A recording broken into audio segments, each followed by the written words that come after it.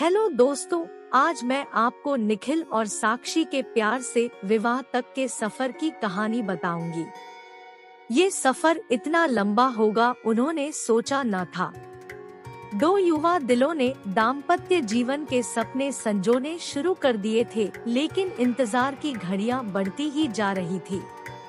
मुझे गुमसुम और उदास देखकर माँ ने कहा, क्या बात है साक्षी, तू इस तरह मुंह लटकाए क्यों बैठी है? कई दिन से निखिल का भी कोई फोन नहीं आया। दोनों ने आपस में झगड़ा कर लिया क्या? नहीं माँ, रोज रोज क्या बात करें। कितने दिनों से शादी की तैयारी कर रहे थे, सब व्यर्थ हो गई। यदि निखिल के दादाजी की मौत न हुई होती तो आज तेरी शादी को 15 दिन हो चुके होते। वह काफी बूढ़े थे। 13वीं के बाद शादी हो सकती थी, पर तेरे ससुराल वाले बड़े दकियानूसी विचारों के हैं। कहते हैं कि साए नहीं है। अब तो 5 से 6 महीने बाद ही शादी होगी। हमारी तो सब तैयारी व्यर्थ हो गई। शादी के कार्ड बन चुके थे। फंक्शन हॉल को, कैटर्स को, सजावट करने वालों को और भी कई लोगों को एडवांस पेमेंट कर चुके थे। 6 महीने शादी सरकाने से अच्छा खासा नुकसान हो गया है। इसी बात से तो निखिल बहुत डिस्टर्ब है माँ, पर कुछ कह नहीं पाता। बेटा, हम भी कभी तुम्हारी उम्र के थे। तुम दोनों के एहसास को समझ सकते हैं, पर हम चाह कर भी कुछ नहीं कर सकते। मैंने तो तेरी सास से कहा भी था कि साए नहीं है, तो क्या हुआ? अच्छे काम के लिए सब दिन शुभ होते हैं। अब हमें शादी कर देनी चाहिए। मेरा इतना कहना था कि वह तो भड़क गई और कहने लगी, आपके लिए सब दिन शुभ होते होंगे, पर हम तो सायों में भरोसा करते हैं। हमारा इकलौता बेटा है। हम अपनी तरफ से पुरानी मान्यताओं को अनदेखा कर मन में कोई वहम पैदा नहीं करना चाहते। साक्षी सोचने लगी कि मम्मी इससे ज्यादा क्या कर सकती है, और मैं भी क्या करूं? मम्मी को कैसे बताऊं कि निखिल क्या चाहता है? नर्सरी से इंटर तक हम दोनों साथ साथ पढ़े थे, किंतु दोस्ती इंटर में आने के बाद ही हुई थी। इंटर के बाद निखिल इंजीनियरिंग करने चला गया और मैंने BSc में दाखिला ले लिया था। कॉलेज अलग होने पर भी हम दोनों छुट्टियों में कुछ समय साथ बिताते थे। बीच में फोन पर बातचीत भी कर लेते थे। कंप्यूटर पर चैट हो जाती थी। MSc में आते ही मम्मी पापा ने शादी के लिए लड़का तलाशने की शुरुआत कर दी। मैंने कहा भी कि मम्मी MSc के बाद शादी करना, पर उनका कहना था कि तुम अपनी पढ़ाई जारी रखो, शादी कौन सी अभी हुई जा रही है, अच्छा लड़का मिलने में भी समय लगता है। शादी की चर्चा शुरू होते ही निखिल की छवि मेरी आंखों में तैर गई थी। यूँ हम दोनों एक अच्छे मित्र थे, पर तब तक शादी करने के वादे हम दोनों ने एक दूसरे से नहीं किए थे। साथ मिलकर भविष्य के सपने भी नहीं देखे थे, पर मम्मी द्वारा शादी की चर्चा करने पर निखिल का ख्याल आना, क्या इसे प्यार समझूं? क्या निखिल भी यही चाहता है? कैसे जानूं उसके दिल की बात?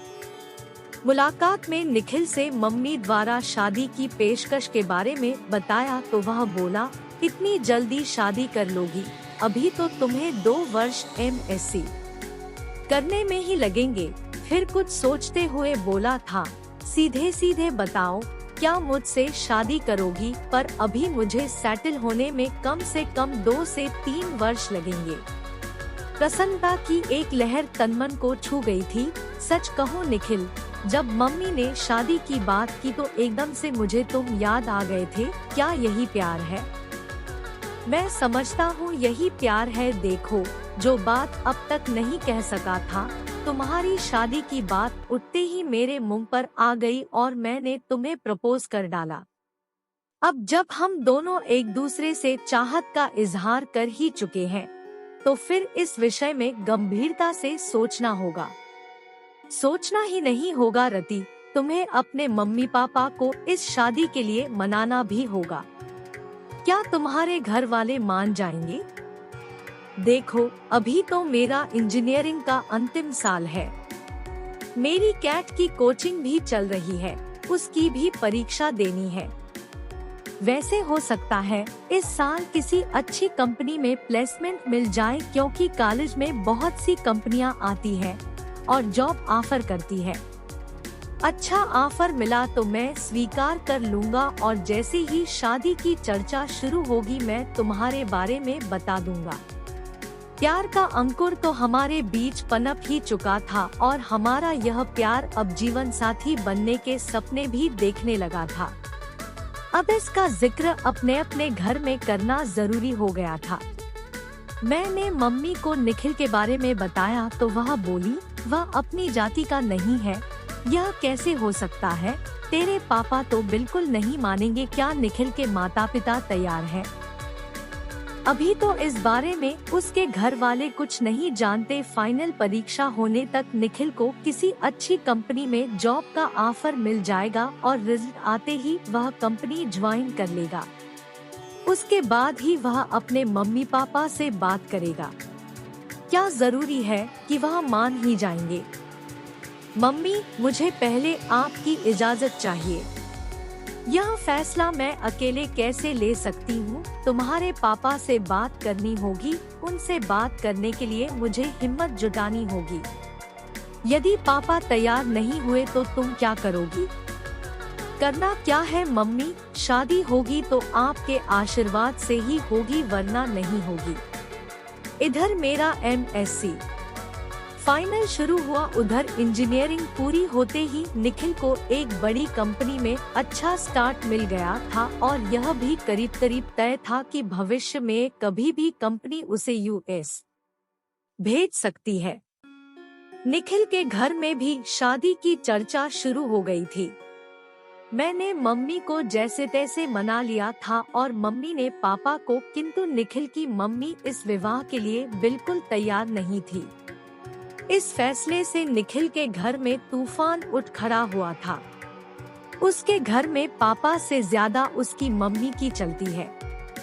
ऐसा एक बार निखिल ने ही बताया था। निखिल ने भी अपने घर में ऐलान कर दिया था कि शादी करूंगा तो साक्षी से, वरना किसी से नहीं। आखिर निखिल के बहन भनोई ने अपनी तरह से मम्मी को समझाया था, मम्मी, आपकी यह जिद निखिल को आपसे दूर कर देगी। आजकल बच्चों की मानसिक स्थिति का कुछ पता नहीं चलता कि वह कब क्या कर बैठें। आज के ही अखबार में समाचार है कि माता पिता की स्वीकृति न मिलने पर प्रेमी प्रेमिका ने आत्महत्या कर ली। वह दोनों बालिग है। निखिल अच्छा कमा रहा है। वह चाहता तो अदालत में शादी कर सकता था, पर उसने ऐसा नहीं किया और आपकी स्वीकृति का इंतजार कर रहा है। अब फैसला आपको करना है। निखिल के पिता ने कहा था, बेटा, मुझे तो निखिल की इस शादी से कोई एतराज नहीं है। लड़की पढ़ी लिखी है, सुंदर है, अच्छे परिवार की है और सबसे बड़ी बात निखिल को पसंद है। बस हमारी जाति की नहीं है तो क्या हुआ, पर तुम्हारी मम्मी को कौन समझाए? जब सब तैयार है तो मैं ही उसकी दुश्मन हूँ क्या? मैं ही बुरी क्यों बनूं? मैं भी तैयार हूँ। मम्मी का इरादा फिर बदले, इससे पहले ही मंगनी की रस्म पूरी कर दी गई थी। तय हुआ था कि मेरी MSc पूरी होते ही शादी हो जाएगी। मंगनी हुए 1 साल हो चुका था। शादी की तारीख भी तय हो चुकी थी। निखिल के बाबा की मौत न हुई होती तो हम दोनों अब तक हनीमून मनाकर कुल्लू मनाली शिमला से लौट चुके होते और 3 महीने बाद मैं भी निखिल के साथ अमेरिका चली जाती। पर अब 6 से 7 महीने तक साइन नहीं है। शादी अब तभी होगी, ऐसा निखिल की मम्मी ने कहा है। पर निखिल शादी के टलने से खुश नहीं है।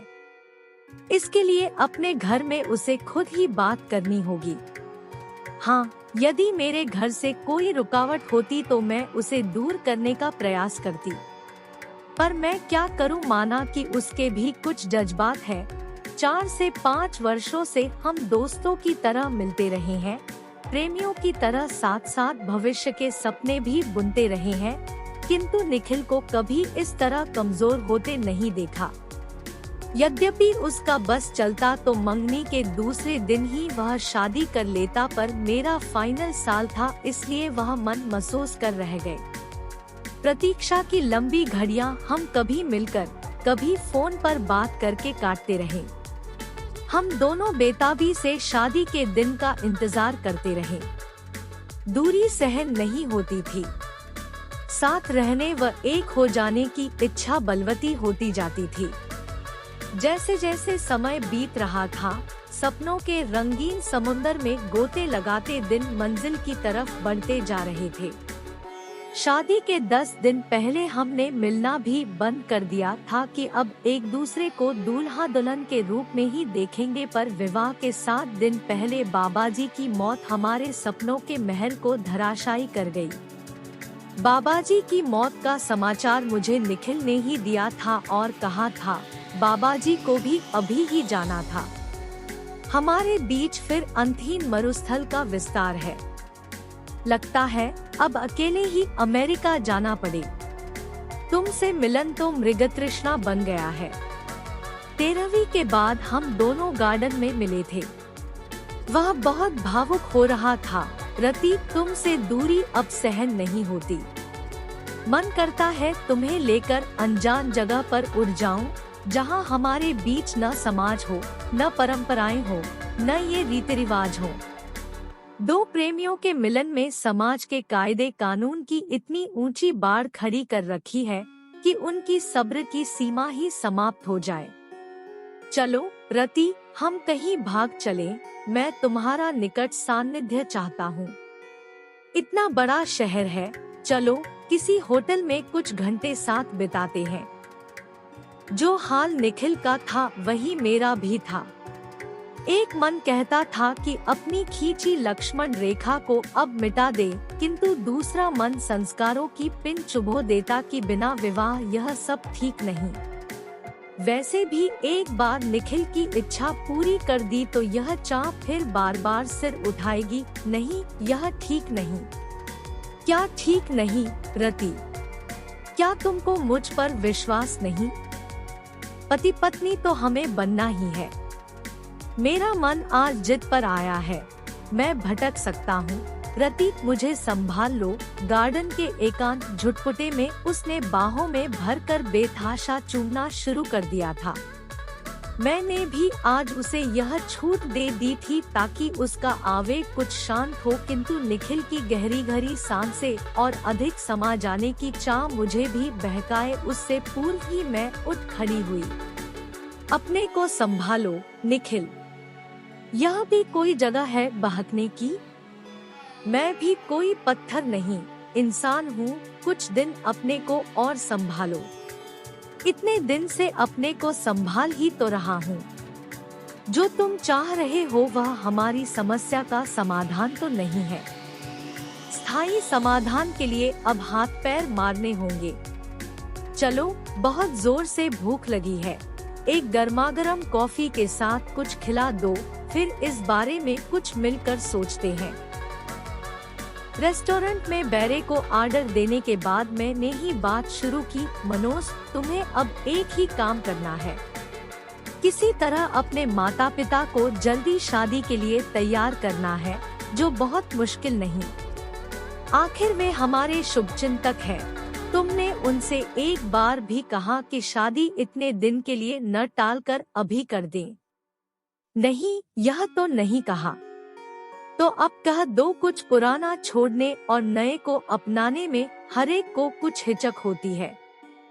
अपने इंटरकास्ट मैरिज के लिए आखिर वह तैयार हो गए। न तुम देखना, बिना सायों के शादी करने को भी वह जरूर मान जाएंगे।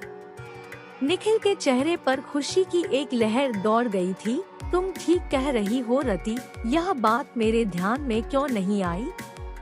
खाने के बाद तुम्हें घर पर छोड़ देता हूँ। कोर्ट मैरिज की डेट भी तो पास आ गई है, उसे भी आगे नहीं बढ़ाने दूंगा। ठीक है, अब मैरिज वाले दिन कोर्ट में ही मिलेंगे।